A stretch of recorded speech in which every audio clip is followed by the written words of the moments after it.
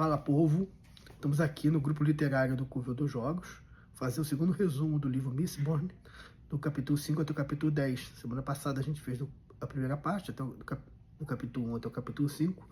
Eu percebi que o vídeo ficou muito grande, então dessa vez, apesar de eu ter preparado um resumo bem detalhado, que eu botei lá no grupo com o texto para vocês, agora eu vou ser bem sucinto aqui no resumo para poder falar um pouco mais das observações que eu tenho, que eu acho que são mais interessantes, onde eu consigo realmente fazer uma coisa diferente. Imaginando que as pessoas que estão vendo isso aqui leram o livro, o resumo não é tão importante. O resumo é mais para quem já leu há mais tempo, quem quer situar alguma coisa, entender o que está acontecendo. Então tá, no capítulo 6, a gente tem basicamente o grupo lá do Kelsey organizando o plano.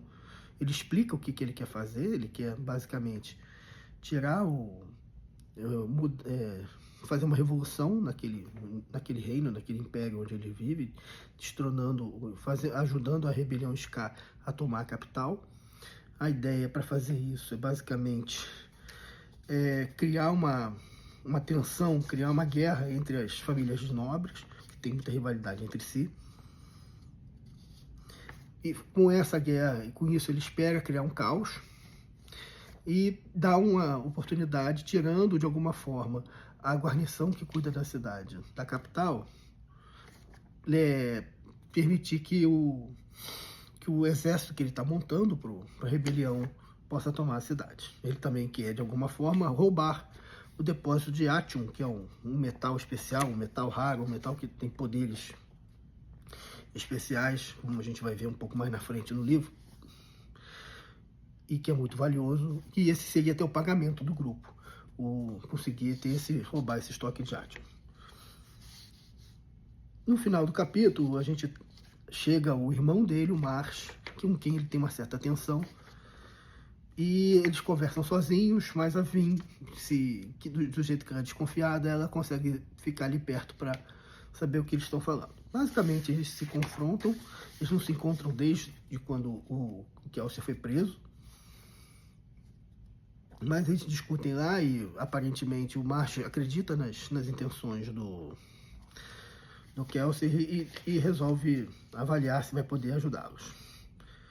Quando termina a conversa, o Kelsey percebe que a Vin estava ouvindo eles, a procura, interpela ela e leva ela para começar a treiná-la, porque ele vê que ele precisa fazer isso, né? Ela está ali muito desconfiada e ele precisa ganhar a confiança dela também, de alguma forma. E ela começa a fazer o treinamento. Eles fazem lá, começa a explicar os conceitos da romancia em mais detalhe, e chega até o ponto de explicar o principal, que é como eles conseguem voar atraindo e repelindo objetos de metal. Ela pega tudo muito rápido, ela consegue fazer o primeiro momento, eles saltam do muro da capital, no capítulo 8, estão entre as brumas lá, porque, na verdade, o Kelsey está esperando uma carruagem para levar eles na cidade próxima, onde fica o quartel-general lá do Lord Renu, que é o ajudante, que é a família, o pretenso nobre que está ajudando eles, mas que no fundo é um impostor, que eles colocaram ali. E enquanto eles estão esperando, eles veem, aproxima-se deles um espectro da bruma, que é um Beast Wraith, como fala em inglês, que é um bicho meio sem... Ele não explica ainda como origem, mas é uma espécie de ser meio involuntário, que fica ali buscando energia ou coisas materiais de corpos que já estão morrendo, que estão mortos, e vai montando a sua carcaça com esses corpos. Então ele tem um ser todo amorfo, com vários pedaços de vários tipos de bicho, fica um braço assim meio para fora, é um bicho meio estranho, mas ele é inofensivo. Ele consegue mostrar isso para vir. O pessoal, né, os Skies, o pessoal normal morre de medo desse bicho, mas no fundo ele é um bicho inofensivo. Ele não ataca pessoas que estão em pé, conscientes. Ele não tem esse tipo de comportamento. Ele vai mais em cima de carcaça, de carniça ou de alguém que esteja morrendo. E enquanto eles estão ali esperando e conversam alguma coisa, chega a carruagem quem está dirigindo a carruagem é o Sazed, que é uma espécie de criado. Ele é um cara que vem de Terris. Terris é um lugar onde tem os filósofos e tem os melhores serviçais que trabalham. A gente pode entender o Sazed como uma espécie de mordomo inglês, uma coisa assim. É um cara super preparado e ele carrega eles. Isso vai aparecer um pouco depois, né? Mas eles estão indo para a cidade lá feliz, e no meio do caminho a Vin confronta o Kelsier, pergunta sobre a liberdade que ela tem de estar ali ou não, e ele diz: você pode ir embora o que você quiser, tá aqui o dinheiro, inclusive, que o teu colega lá, que o teu ex-chefe ganhava, ele só ganha esse dinheiro porque você ajudou ela, esse dinheiro fica para você. Ele quer que ela fique com eles porque ela... por livre vontade. Isso é uma coisa que aparentemente o Kelsier realmente acredita. Ele monta um grupo por adesão. Ele quer que as pessoas confiem umas nas outras e trabalhem porque elas estão ali porque querem, e não simplesmente por obrigação ou por uma coisa assim, por uma cadeia de comando e controle, por medo, esse tipo de coisa. E aceitar isso para ela tem sido um processo que ela está tentando confiar, mas ela ainda desconfia muito. Até porque ficam aquelas vozes do irmão dela na cabeça, dizendo que ela vai ser traída. Então tá, e aí quando eles chegam lá na cidade, infeliz, na mansão Ronu, ela percebe que o cara que faz o papel do Lord Renu realmente não sai de papel de jeito nenhum. É impressionante como ele consegue fazer isso. E na discussão que eles têm lá, eles resolvem que ela vai ser... o papel dela vai ser uma espécie de espiã. Ela vai ser apresentada à sociedade como uma sobrinha do Lord Renu, afastada, não como uma herdeira, porque isso traria outras complicações. E ela como uma sobrinha afastada que está ali para ser apresentada à sociedade, não sei o que, ficaria mais fácil dela não ser uma pessoa tão importante assim, e ao mesmo tempo criar contatos e poder ouvir as conversas que interessam a eles. E o Sazed é colocado para ensinar etiqueta, ensinar tudo que uma socialite, uma menina que está entrando na sociedade, precisa saber nessa condição, e também para proteger ela. No capítulo, isso acontece, eles também continuam os treinamentos lá, o Kelsier continua os treinamentos com a Vin, ela se dá muito bem, ela tem realmente um talento nato para a romancia, ele fica impressionado com isso. Na parte da etiqueta, ela aprende rápido, ela é boa, mas ela não está tão interessada naquilo, mas ela está aprendendo, e vai ter um baile daqui a uma ou 2 semanas, dentro do tempo lá do negócio, e eles vão botar ela para fazer a atividade, para ir lá e ver como é que é, e vão ver, eles acham que só vão descobrir se ela consegue ou não tentando. E nesse meio tempo, o Sazed dá a ideia para o Kelsier de permitir que ela comece a aprender coisas com os outros rapazes do grupo e não só com ele, porque ele, como é um Mistborn, ele tem todos os poderes, mas ele não é especializado nos poderes. Os outros são especializados, cada um no seu poder. Vão ensinar coisas que ele talvez não saiba tão bem, porque ele acaba tendo que gastar em tudo. E é muito comum isso, né? Quem é especialista costuma ser muito bom no que faz. Ele é um all-around, ele acaba fazendo tudo bem, mas não tudo super excelente. E essa ideia é boa, ela começa a fazer isso com o Breeze, que é o surfer, né? O cara que consegue fazer as pessoas gostarem das ideias que ele está sugerindo, aceitarem as ideias que ele está sugerindo, e ele mostra que ele faz isso não só com a romancia, mas com psicologia também. É bem interessante. Eles estão fazendo uma série de reuniões de recrutamento com os Skies, e ele prepara todo um clima, um ambiente, a cor que ele usa, o jeito de falar, ele diz, quanto mais sutil você conseguir ser, melhor é, porque se a pessoa perceber que ela está sendo manipulada, não importa por magia ou não, desculpa, eu estou meio gripado, eu estou gravando aqui, mas eu realmente não estou meio gripado, a pessoa vai raciocinar em cima daquilo e vai ficar contra. Então você precisa agir o cara que faz esse papel tem que agir de uma maneira muito sutil. E ela aprende isso, e eles fazem a reunião lá. Durante a reunião, o Kelsier faz um discurso legal para dizer que quem participar daquilo vai estar ajudando uma causa maior, vai ser lembrado o resto da vida como alguém que ajudou numa atividade, uma coisa maior, coisa que vai libertar não só ele, mas a família e toda aquela, e todos os caras, tem um eco do que ele fala com o discurso do Henrique V na peça, né? Quando eles vão ter a Batalha de Agincourt, ele comenta disso, que tem gente querendo sair, porque a Inglaterra estava com uma situação com muito menos gente do que a França, e algumas pessoas querem desertar. Ele falou que desertem, quem ficar aqui a gente não precisa de mais ninguém, porque se a gente ganhar, a gente vai ter menos gente para dividir a honra. E todos que ficarem aqui serão meus irmãos, eu verei como meus irmãos. Claro, estou resumindo bastante, o discurso é maravilhoso, eu botei alguns links de vídeo no resumo para quem quiser procurar. E também tem um eco com a Ilíada, né? Sobre o Aquiles, que o Aquiles tinha que escolher, ou ele teria uma vida longa e seria desconhecido, ou ele teria uma vida curta e seria imortal na lembrança das pessoas. Ele preferiu a segunda parte. O que cada um prefere nesse tipo de coisa, a única forma que o humano tem de ser imortal é na lembrança dos outros. Isso é uma coisa que os gregos diziam, e é o tema principal da Ilíada, talvez. Um dos principais, pelo menos. E tá, eles terminam essa reunião, eles conseguem algumas pessoas, e eles estão conseguindo recrutar, mas não no ritmo que eles gostariam. E estão discutindo sobre isso lá na casa do clube, né? Na academia do clube, onde eles agora ficam reunidos, quando chega a notícia que o esconderijo do grupo antigo da Vim foi desbaratado pelos inquisidores, e eles criam-se um rebuliço que eles vão tentar lá ver o que acontece quando acaba o capítulo 10. Então, esse é o resumo até dos 5 capítulos que a gente leu.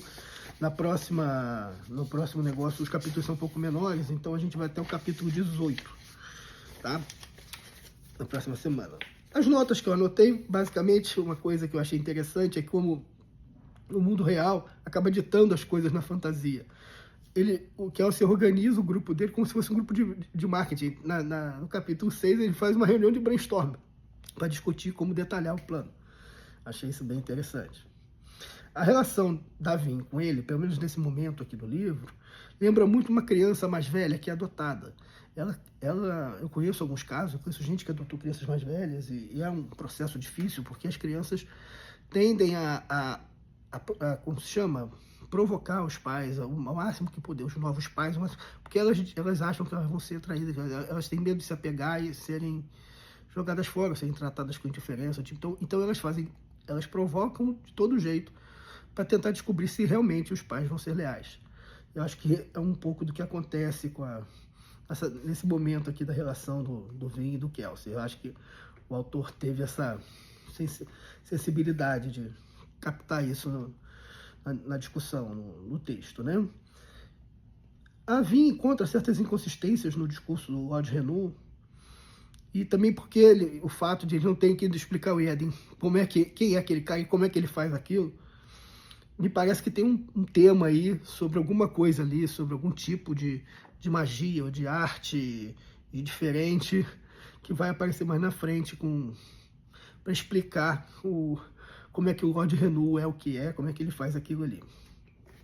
Um interesse é que o aspecto da religião começa a aparecer mais no livro, né? O Sazed, ele é uma espécie de enciclopédia ambulante, ele conhece todas as mitologias de todas as 550 religiões lá. O número não é exatamente esse, mas ele fala o número lá. E ele sabe tudo, ele se interessa muito por isso. Mas o interesse dele me parece muito mais histórico. Ele acha que as religiões têm o conhecimento, guardam conhecimentos antigos, que são importantes. Mas eu não vejo ele tão... Embora ele seja uma pessoa boa, uma pessoa muito dedicada, ele me parece muito mais um filósofo do que um cara espiritual. O trabalho dele, assim, é até engraçado, ele querendo encontrar religiões para as pessoas. Ele analisa a personalidade da pessoa e busca uma religião no passado lá que ele acha que podia ser boa para aquela pessoa. Obviamente não é assim que funciona. Para mim isso é um bom sinal do que o livro trata, de como aquele pessoal está há 1000 anos vivendo embora num sistema teocrático forte, mas com apenas uma visão e uma religião muito instrumental, muito seca. As pessoas perderam ali o o elo do que realmente é a ligação com o divino, com o espiritual, né? Eu acho que isso não apareceu ainda, mas é uma deixa que eu acho que o livro deixa ali. Uma deixa que deixa, desculpa, gente, eu falei bem. O discurso que o Kelsier faz tem o lance do Agincourt, que eu já falei, tá aqui, eu deixei aqui nas seleções que eu coloquei. E uma outra referência é a Ilíada, eu já falei também. Eu deixei também uma pequena descrição dos personagens que a gente não tinha discutido ainda, principalmente o pessoal do grupo. Tá no texto lá, eu não vou repetir tudo, mas eu acho que o principal que me incomoda aqui é o Club. Eu acho que ele foi muito pouco desenvolvido em relação aos demais, os outros aparecem um pouco mais. Eu temo que ou ele vai ser usado como um possível traidor, alguma coisa desse tipo, porque ele exatamente quem está protegendo eles, e ele deu aquela refugada no início, ou isso simplesmente pode ser uma pista falsa para outra coisa. Eu acho que o irmão dele também é uma tensão importante. Eu já estou mais na frente do livro, já sei um pouco mais de coisas que eu não posso comentar aqui. E principalmente essa questão do Lord Renault é uma coisa que vai aparecer em algum momento. Mas a grande personagem nova que aparece, que é vamos dizer, um personagem principal, é o Sazed. Ele realmente entra para ser um personagem principal ali, junto com a Vin e com o Kelsier. Isso não, acho que fica bem claro. Bem, dos trechos selecionados que eu coloquei, assim que as primeiras conversas que o Sazed tem com a Vin, ele começa, ela pergunta para ele como é que ele, sendo um dos melhores servidores desse pessoal de Terris, né, como é que ele foi trabalhar com um Skak, que é o Kelsier. Aí ele fala, é uma pergunta intrigante, senhorita. Certamente a minha situação não é comum. Eu diria que foi uma questão de fé. Ela fé? Sim. Me diga, senhorita, no que você acredita? Eu nunca penso nisso.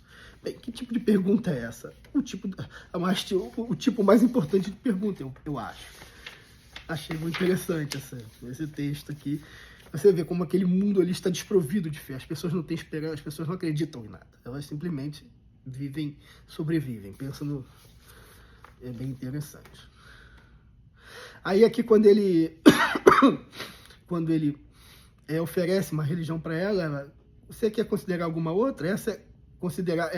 Ele apresentou uma religião para ela e ela não gostou, mas você quer saber de alguma outra? Essa é a quinta que eu te mostrei. A Vin fala, essa é a quinta religião que você me mostra. Por que quantas existem?